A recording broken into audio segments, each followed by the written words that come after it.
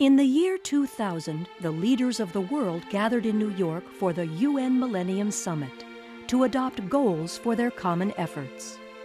The first such goal, known as Millennium Development Goal 1, called for nations to cut poverty and hunger in half by the year 2015. For many, this was an extraordinarily difficult challenge, made even more daunting by the spike in food prices, extreme weather, and political volatility. The number of chronically hungry people on our planet has actually increased toward 1 billion. But in both Ghana and Brazil, this trend was reversed, and the two countries are now among the first on track to exceed that goal, thanks to the dynamic political leadership of President Agyekum Kufuor and President Luiz Inacio Lula da Silva. Agyekum Kufuor was born in 1938 in Kumasi, Ghana. As a boy, Kufuor attended one of the very few schools in Kumasi at the time, the Government Boys' School. He graduated from Prempeh College, enrolled at Lincoln's Inn, London, and passed the bar exam at the young age of 22. Kufuor then entered Oxford University, where he earned a bachelor's and master's degree studying politics, philosophy, and economics. While at Oxford, Kufuor met his wife, Teresa Mensah, also from Kumasi. They married in London in 1962 and went on to raise 5 children together. Kufuor's pursuit of the law as a profession and his interest in politics developed as his country emerged from years of political, social, and economic turmoil, and began to create a more democratic society. He traveled throughout Ghana, and after witnessing pervasive hunger and poverty, became determined that more progress must be made. In 2000, Kufuor became the first president peacefully elected since independence in 1957. He won re-election in 2004. Due to the large percentage of Ghanaians who rely on the land for their livelihood, Kufuor's administration focused on agricultural infrastructure, aiming to transform the country. His government sparked significant change by reviving extension services to educate farmers on best practices, making affordable credit more available to farmers, and even providing fertilizers and spraying pesticides free of charge. The results were dramatic.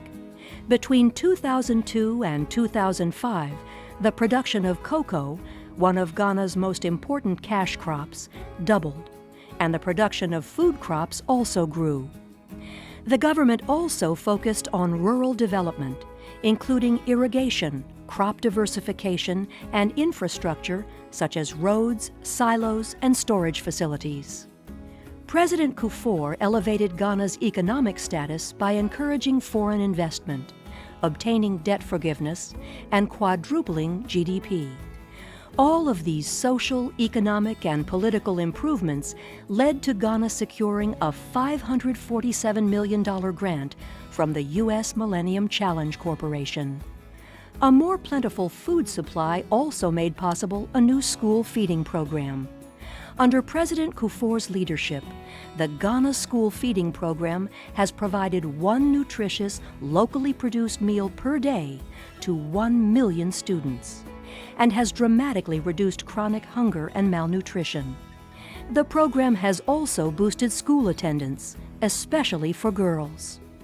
President Kufuor is being recognized for implementing major economic and educational policies that improved smallholder production and increased the quantity and quality of food for Ghanaians, cutting in half the proportion of people suffering from hunger and poverty. Because of his leadership, Ghana has become a role model for other nations. Across the ocean, Luiz Inacio Lula da Silva was born in 1945 into a poor working-class family in Pernambuco, Brazil. With the frequent moves and poverty he experienced as a child, Lula received little formal education. He learned to read at age 10.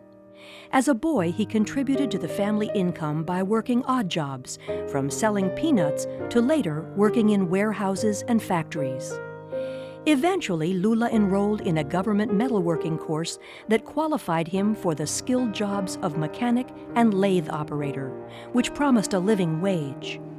In 1969, Lula was introduced to the labor movement, which was embroiled in the general political strife that unfolded during the military regimes in power from 1964 to 1985. At first, Lula expressed no political aspirations. But as a member of the Metalworkers Union, his organizational skills with fellow members and negotiating skills with factory owners soon propelled him onto the national stage. In 1975, Lula became president of the Metalworkers Union and the charismatic voice for 100,000 workers. He was also part of a group that founded the Workers' Party in 1980. In 2 years, the party grew to include 400,000 members. From 1980 to 1995, Lula served as the national president of the Workers' Party.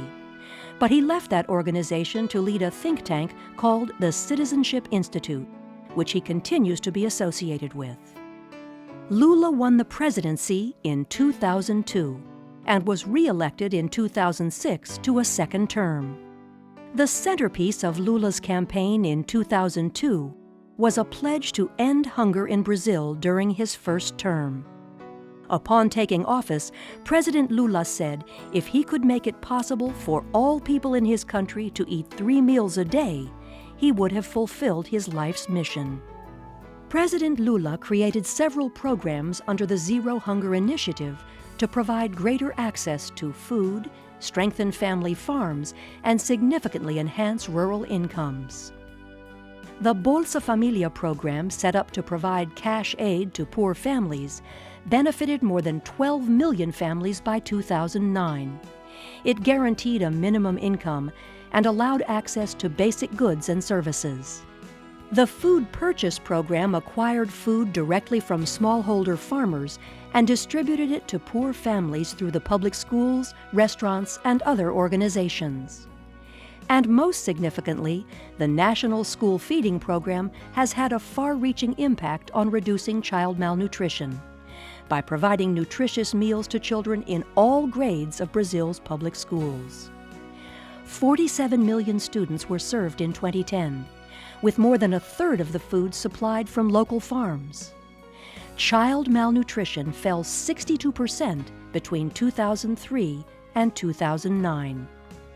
At the time Lula left office, officials calculated that 93% of children and 82% of adults in the country were eating 3 meals a day.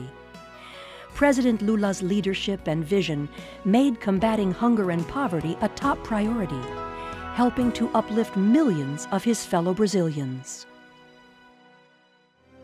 This year, as we mark the 25th anniversary of the World Food Prize, we honor these 2 former presidents for their individual commitments and visionary leadership in creating and implementing government policies to alleviate hunger and poverty for millions of citizens in their countries.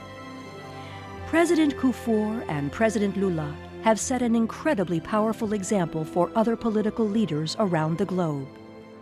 They are proof that transformational leadership at the highest level can revitalize a nation and improve the quality of life for the next generation.